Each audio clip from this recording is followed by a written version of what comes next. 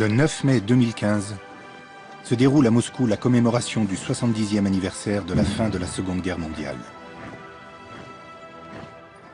Le pays rend hommage à ses 27 millions d'hommes et de femmes soviétiques et à la bravoure de l'armée rouge dont le sacrifice a permis de vaincre l'Allemagne nazie. Poutine a invité les dirigeants occidentaux à honorer la mémoire du peuple qui a payé le plus lourd tribut à cette guerre.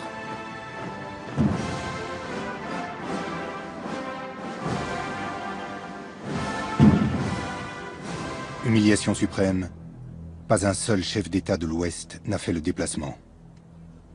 C'en est trop pour Vladimir Poutine, qui, dans son discours solennel, va délaisser la rhétorique diplomatique habituelle.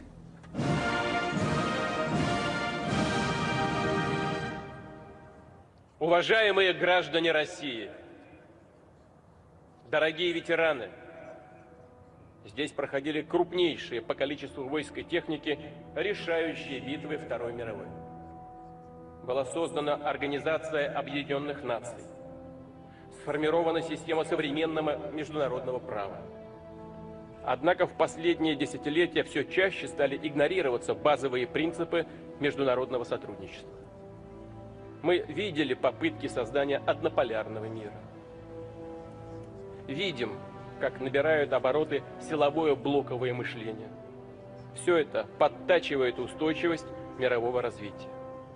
И нашей общей задачей должна стать выработка системы равной безопасности для всех государств. Слава народу-победителю! С праздником! С Днем Великой Победы! Ура!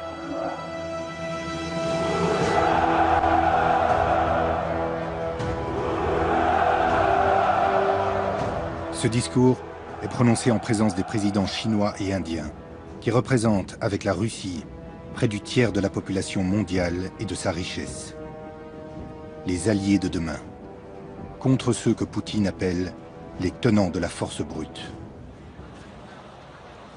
Les 70 ans de la fin de la Grande Guerre patriotique, comme l'a nommé Staline, sont fêtés par le peuple lui-même qui converge ce 9 mai de toute la Russie.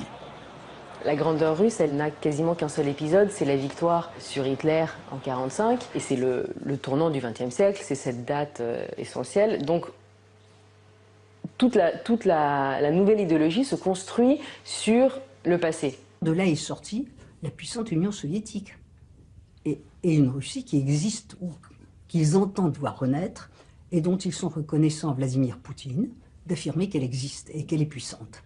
Et c'est là qu'on se trouve, si vous voulez, devant ces difficultés que nous avons à comprendre la Russie. Ce qu'ils regardent avec, je dirais, intérêt, c'est la renaissance de leur pays. Знаете, сейчас, как сказать, историю пытаются переписать, что победила Америка. И основная заслуга в этой войне – это Россия, Советский Союз. Pour la première fois, accompagné d'un cortège de 250 000 personnes, Poutine prend la tête du régiment immortel. Ценность этой инициативы в том, что она родилась не в кабинетах, не в административных структурах, а в сердцах наших людей.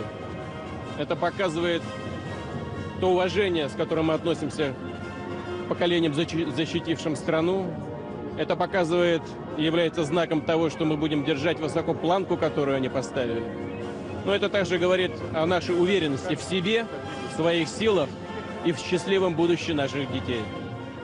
Dans ses mains, un portrait de son père, Vladimir Spiridonovitch Poutine, qui fut l'un de ces millions de soviétiques qui combattirent pendant la Seconde Guerre mondiale. L'absence des Occidentaux en ce jour historique est donc autant une insulte à son égard qu'à celui du peuple russe. L'année précédente, Poutine s'était rendu à la célébration du débarquement de Normandie en présence de tous les alliés d'alors.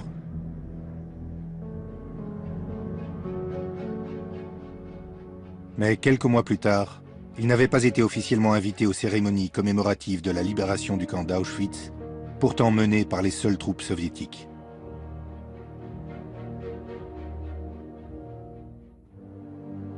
Ça, à mon avis, on est vraiment dans l'ordre de l'arrogance occidentale, à courte vue, stérile, et ce n'est pas comme ça qu'on reconstruira une relation différente et intelligente entre le monde occidental et la Russie, ce qu'il faudra faire à un moment ou à un autre.